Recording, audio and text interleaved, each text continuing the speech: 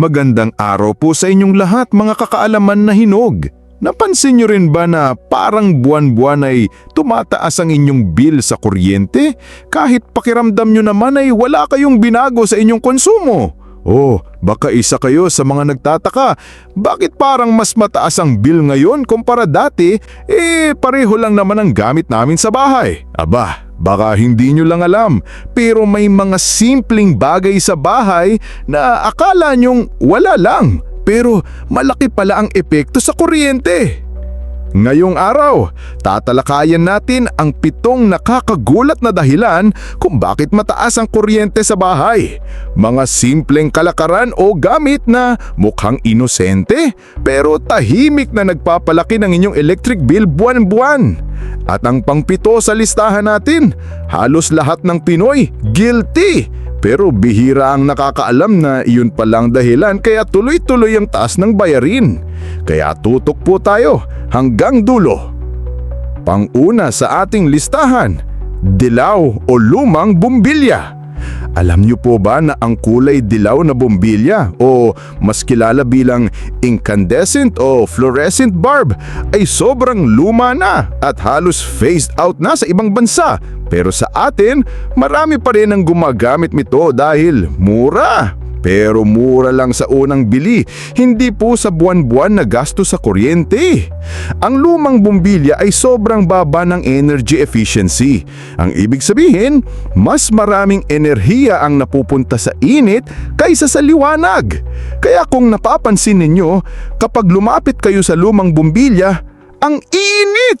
Di ba dapat ilaw lang ang kailayan natin, hindi init. So imagine nyo kung 3 hanggang 5 na ganyan ang ilaw sa bahay nyo na naka-on gabi-gabi. Dagdag konsumo, dagdag gastos. Kaya ang payo ko, palitan nyo na po yan ng LED bulb. Mas maliwanag, mas malamig at higit sa lahat, mas matipid. Minsan mas mahal lang ng kaunti sa simula, pero makikita nyo ang tipid na yan sa electric bill buwan-buwan. Pangalawa, ref na nakasagad sa pader. Marami sa ating mga kababayan, lalo na sa mga masisikip na bahay ay nakasanayan na isiksik ang ref sa sulok ng kusina. Minsan, halos dikit na sa dingding. Ang hindi alam ng karamihan, ito palang dahilan kung bakit napapagod ang ref at lumalaklak ng kuryente. Ang refrigerator ay may condenser coil sa likod o gilid, depende sa model. Iyan ang bahagi na kailangan huminga, kailangan ma-dissipate o mailabas ang init. Kapag nakadikit sa pader, naiipon ang init at napipilitan ng kompresor na magtrabaho ng doble para lang mapanatili ang lamig sa loob. Ibig sabihin, mas matagal itong naka-on, mas malakas sa kuryente at mas mabilis pa masira. Ang payo ko, siguraduhin na may at least 4 to 6 inches na pagitan sa likod ng ref at pader. At kung maaari, i-check din kung malinis ang likod nito. Minsan kasi may naipon ng alikabok, kaya lalo itong humiinit. Pangatlo, mali o lumang electric fan. Hindi porket fan ay tipid na agad Marami po sa atin ang nag-aakalang, ay electric fan lang naman yan, hindi naman aircon kaya tipid. Pero hindi po lahat ng fan ay pantay-pantay. Yung mga lumang stand fan, lalo na yung may tunog pa na parang may helicopter sa loob ng bahay, ay sobrang lakas humigop ng kuryente. Ayon sa ilang eksperto sa energy efficiency, ang ilang lumang electric fan ay kumukonsumo ng mas mataas pa sa kalahating kilowatt kada oras. Mas mataas pa minsan sa LED TV. Ang solusyon, gumamit ng clip fan o energy saving desk fan, lalo na kung solo ka naman sa kwarto. May mga bagong model ngayon na may DC motor. Tahimik na, matikid pa. Pang-apat, maduming electric fan. Ito pa, isa sa pinakamadalas pero hindi napapansin, ang maduming electric fan. Ang mga blades na makapal sa alikabok, ang motor na barado ng dumi ay sobrang nagpapahirap sa makina. Alam nyo bang, bawat ikot ng fan blade ay sinisikapan ng motor na ikutin ng mabilis. Pero kung may bara o dumi, mas matagal at mas malakas ang enerhiyang kailangan para umikot ng buo.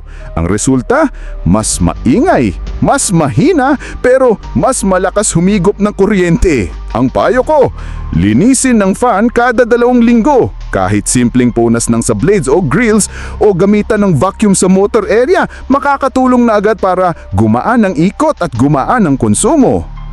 Panglima, luma o sirang rice cooker. Aba, sino bang bahay sa Pilipinas ang walang rice cooker? Pero alam nyo ba na ang mga luma o may sirang thermostat na rice cooker ay posibleng mag-keep warm mode buong araw? Ibig sabihin, kahit tapos ka ng kumain ay patuloy pa rin itang sumisipsip ng kuryente.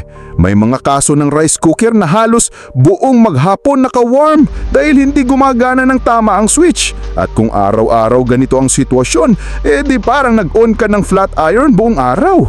Kaya ang payo, i-check ang rice cooker. Kung sobrang init kahit naka-warm lang, baka may sira na. At kung tapos na kumain, i-unplug na agad.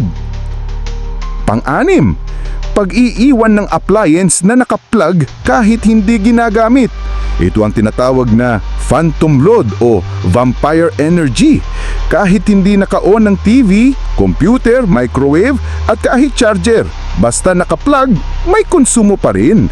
Baka inihisip nyo, ay maliit lang naman siguro yan. Oo, maliit. Pero kung 5, 10 o 15 appliances sa bahay nyo na nakaplug 24/7 kahit hindi ginagamit, malaki-laki na rin ang naipon buwan-buwan.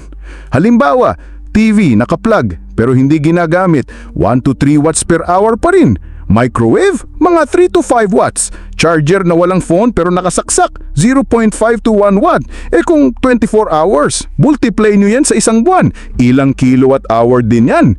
Kaya paalala, ugaliin pong i-unplug kung hindi ginagamit. Pang-7, labis na paggamit ng extension cord o octopus wiring. Ito po ang paborito ng maraming Binoy na isang saksakan, sabay-sabay lahat ng appliances. Coffee maker, rice cooker, cellphone charger, TV, electric fan, lahat sa isang extension cord. Ang hindi alam ng karamihan, ito po ay hindi lang fire hazard kundi power hog din. Ang sobrang daming nakaload sa iisang outlet ay nagpapahirap sa daloy ng kuryente. Kapag mainit ang extension, ibig sabihin ay may resistance. At kung may resistance, mas mataas ang konsumo. Bukod pa dun, ang substandard na extension cords ay hindi kayang i-handle ng sabayang appliances. Kaya minsan, mas malakas ang hatak sa kuryente pero mahina ang performance.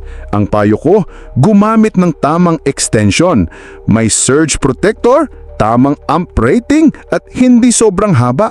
At kung maaari ay idiretso na sa outlet ang appliance, mas mainam.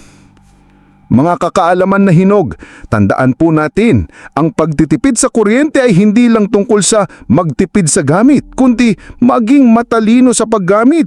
Hindi lahat ng appliance ay maluit ang konsumo.